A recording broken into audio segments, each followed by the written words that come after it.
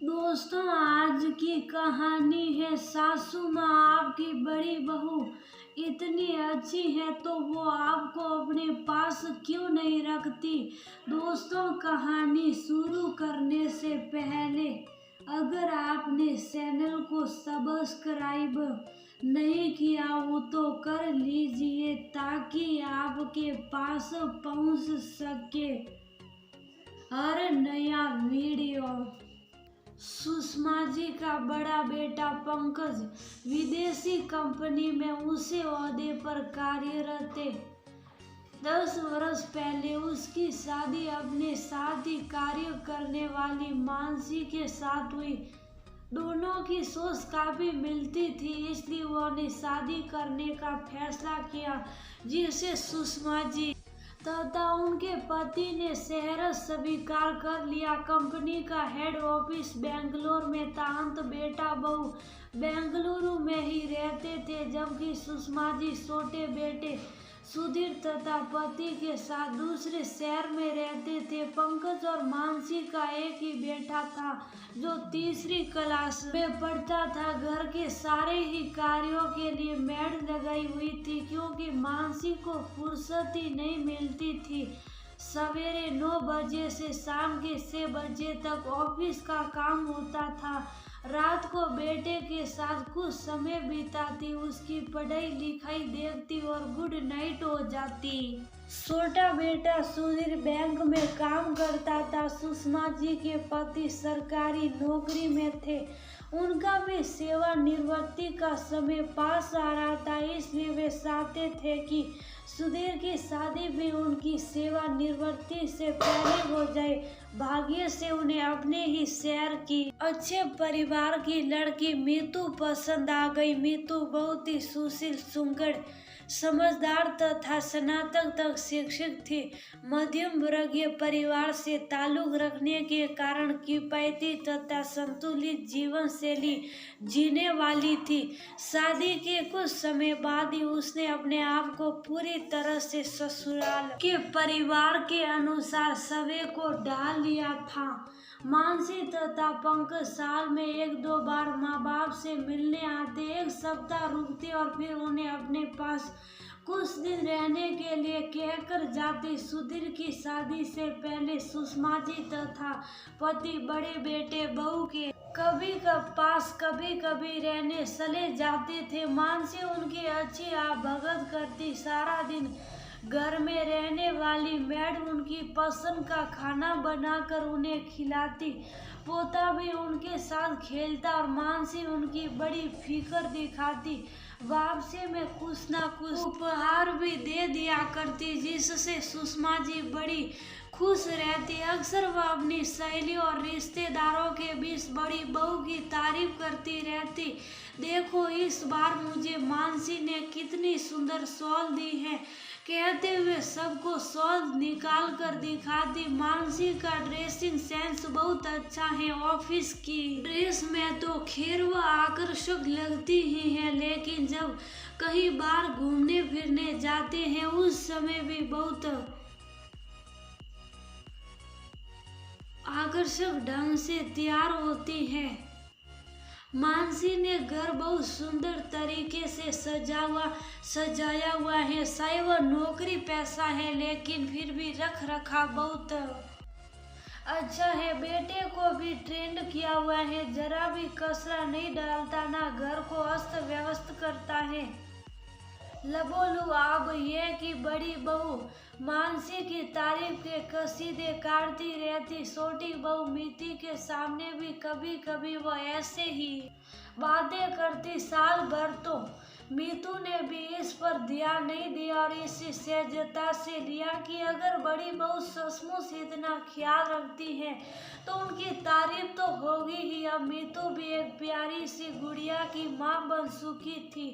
उसका बहुत सारा समय बेटी की देखभाल में ही निकल जाता। हालांकि सुषमा जी भी मीतू पर पूरा भार नहीं डालती थी, हर संभव मदद कर देती थी, गुड़िया को भी संभाल लेती थी। लेकिन बढ़ती उम्र के साथ अब वे थक जाती थी। सुषमा जी के पति इस वर्ष रिटायर हो गए तो उन्होंने सोचा अब की बार बड़े बेटे बहू के पास जाएंगे तो एक सप्ताह नहीं बल्कि एक महीना रहकर आएंगे। अब तो उनके पास समय ही समय है। अगले महीने ही वे बड़े बेटे बहू के पास चले गए। हमेशा की तरह मानसी और पंकज ने उनका स्वागत किया। तभी सुषमा जी बोली, इस बार तो हम यहाँ मन भर के रहेंगे, अब कोई जल्दी नहीं। अब तो तुम्हारे पापा भी रिटायर हो गए हैं। उन्होंने गौर किया कि बेटे बहू के चेहरे पर जरा भी खुशी या उत्साह नजर नहीं आया, बल्कि वे कुछ परेशान से दिखने लगे हैं। उन्हें बड़ी हैरानी हुई कि इसमें परेशान होने की क्या बात हो गई। वे तो हमेशा उन्हें और कुछ समय रुकने के लिए कहते हैं और अब रुकने आए तो इनके चेहरे पर तो खुशी ही नहीं नजर आ रही। खैर उन्होंने सोचा शायद उनकी कोई व्यक्तिगत समस्या होगी, इसलिए वे परेशान दिख रहे हैं। एक सप्ताह तो हमेशा की तरह बहुत अच्छा बीता। एक दिन सुषमा जी बाथरूम से नहाकर निकली तो उनका पैर फिसल गया और वह गिर गई। उन्हें काफी चोट आई, चलना फिरना मुश्किल हो रहा था। डॉक्टर को दिखाया तो उन्होंने कहा कम से कम एक महीना बेड रेस्ट करना पड़ेगा। अंदरूनी चोट लगी है, इसलिए उसे ठीक होने में वक्त लगेगा। 2-3 दिन के बाद ही बहू बेटा बोले, मम्मी जी हम दोनों तो सारा दिन बाहर ही रहते हैं, आपकी देखभाल भी ठीक से नहीं कर पाते हैं। हम सोच रहे हैं कि आपको वापस भिजवा देते हैं, वहाँ मीतू आपकी देखभाल बहुत अच्छे से कर लेगी। आप अगली बार आएंगे तो फिर आराम से जितना सही रह लेना। सुषमा जी हकी बकी होकर उनका मुंह देखती रह गई। उन्हें अपने बेटे बहू से ऐसी उम्मीद नहीं थी। वह तो बहू की तारीफ करते थकती नहीं थी और अब जरा सी तबीयत बिगड़ी तो उनका व्यवहार ही बदल गया। कुछ देर बाद उनका पोता आया और कहने लगा, दादी हम लोग तो 3-4 दिन में टूर पर जा रहे हैं, फिर आप अकेले कैसे रहेंगे? आपको कौन देखेगा? आपकी तो तबीयत भी ठीक नहीं है।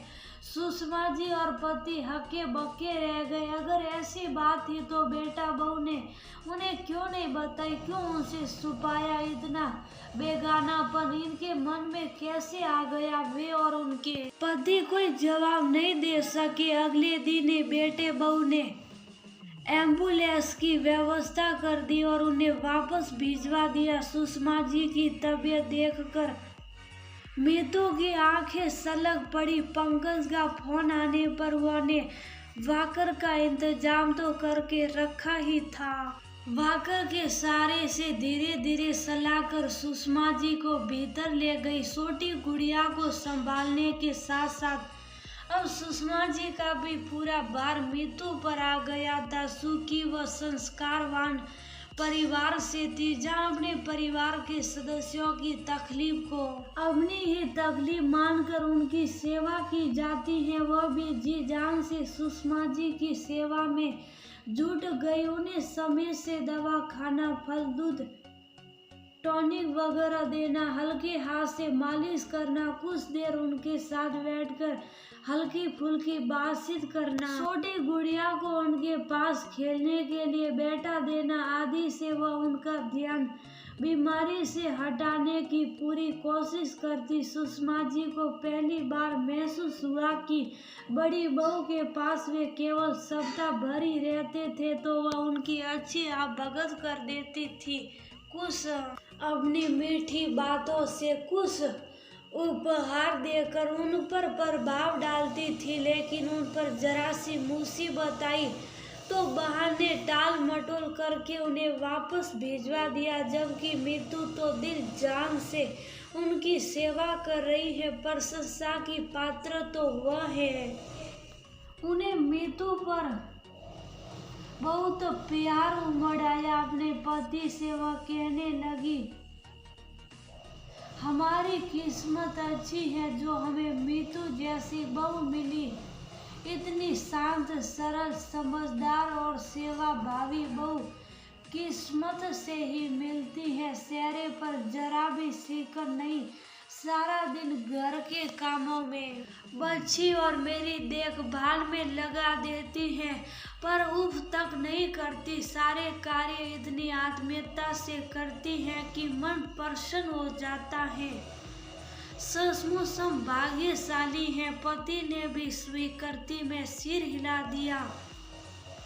मीतू के सेवा भाव तथा घर के सकारात्मक वातावरण से महीने भर में सुषमा जी की तबीयत काफी सुधर गई। अब उनकी आंखों में और जुबान पर छोटी बहू की तारीफ